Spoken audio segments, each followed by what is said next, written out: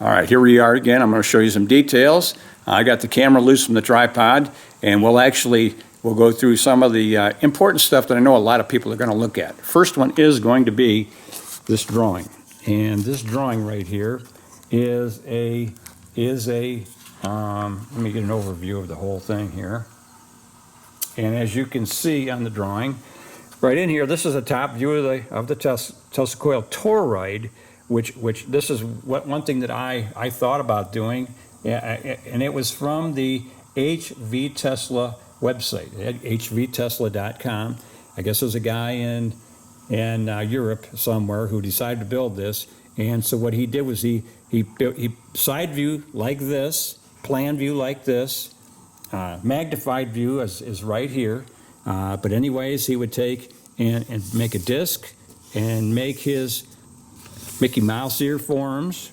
And looking down from above, you'd have one here, one here, one here, one here, and it goes all the way around. And then we would fill in this gap with spray foam.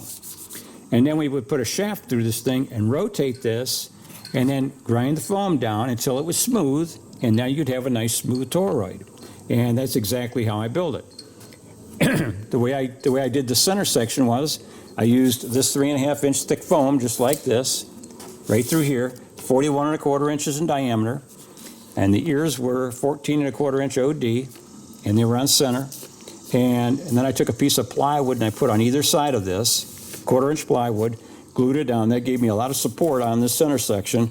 And these, I just smoothed them up, gave it a coat of fiberglass around here, coat of fiberglass around here, and here, and here, and left a piece of 2.5 inch conduit, PVC conduit, stick through here on either side, and it acted as an axle that I could actually rotate this thing on and actually get it smooth again.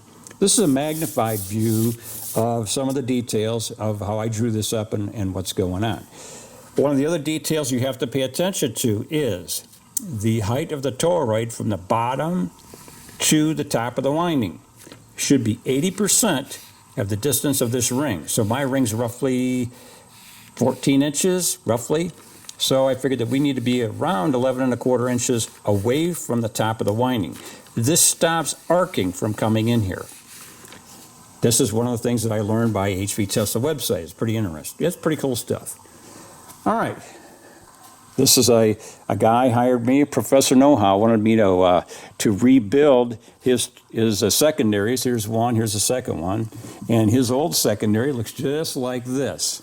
And it had a lot of arcing. And like I said, one of the things you cannot do is have the toroid too close. The toroid was sitting at the level of the top of my thumb, which was the bottom of it, and there was a lot of arcing going on here, and it actually burned the top of that thing up. We're going to come over here and look at the welders now. This is my ballast right here. There's my pole transformer right there. And this is another pole transformer. This is a 34,000 volt transformer. I don't think I'll ever use that, but it's here just in case. But this is the 10 kVA 14.4 high voltage transformer. And these two guys are hooked in parallel. What I mean by parallel is this is the lead coming in, this is the lead going out. Now on one of these leads, we have these two primaries in parallel with each other so that they can act as ballast. The transformer itself inside the welders act as the ballast and limit the current to the pole transformer. One of the other things that's kind of cool that you'll notice here as I walk around is the transformer itself only has number 12 wire here. It's a single strand THN wire. Comes down here, runs through some PVC conduit, and runs right out here to the Tesla coil. And there's the wire, and it's just tied on to our big distributor here. And you can see this is a distributor design that I copied from Ed Wingate. Let me take you around to the other side here. I have two line filters here. one for the blower and one for the motor which drives the rotary spark gap. As you can see, this spark gap is made all out of plexiglass, so it can withstand quite a high voltage on it, so I don't have to worry about that. One of the things I wanted to show you was, though, in here close, and I don't know if I'm too close or not, but I wanted you to see the erosion of the spark gap right here. This was I don't know if you can see that real well, and I can see it there now. But this is how destructive this arc is. This is only after about 5 minutes of runtime, and up here you can actually see the gap here is last night I set this thing up, and that was only about a 50,000th gap, and right now it's about 1/8 of an inch wide. So we're burning things pretty good here. Of course, there's a tremendous amount of power going on here. So, and you can see, things are getting burned up pretty good there. But these are tungsten electrodes, and maybe we're going to have to get some different electrodes, but they're 1/4 inch in diameter, and everything seems to be working out okay. The cart that I got, I found in the back of the shop is junk. I put some plywood on it, made my base, and then I wound the secondary on the 12 3/8, wound the secondary on here, and came to the top and finished this thing up. And down here, this is my primary. I'm using, this is 1/2 inch plastic tubing, PVC tubing that I drilled down through this 2.5 inch tube here. And this is all PVC conduit in here. PVC, it's water pipe or conduit, whatever you want to call it. Anyways, I just wire tied the primary down here with some big wire ties, and this is just 1/2 inch copper pipe here.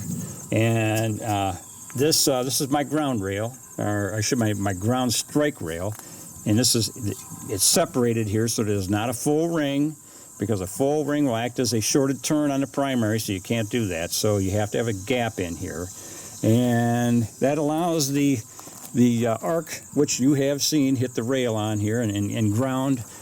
This is my ground rod's welded onto it, comes down here. This is where I connect onto it right here, and this wire right here is the bottom of the Tesla coil. It's connected, it's soldered right onto it right here. So the secondary bottom turn of the Tesla coil comes right off, as you can see, comes right off right here and comes right down here underneath the table. I want to thank Jamie Oliver for just writing me the other day. I didn't know how I was going to get 14,000 volts out the door to the Tesla coil. I thought I had to buy some wild, fancy wire with some real heavy-duty shielding on it. He says, "Bud, you're making this too hard on yourself. You can use regular Romex wire or THN wire and just make sure they're 6 inches apart and off the ground 6 inches, and it'll work just fine." Thanks, Jamie. What a wonderful idea. All right, that's about it for now. If there's anything else that anybody would like to see, send me an email at bud@tape-inc.com. I'll be glad to answer any questions that you may have, and I'll be glad to share any information that I have with you that you may have questions for. Thank you for watching my video, and have a good day. I'll see you now. Bye-bye.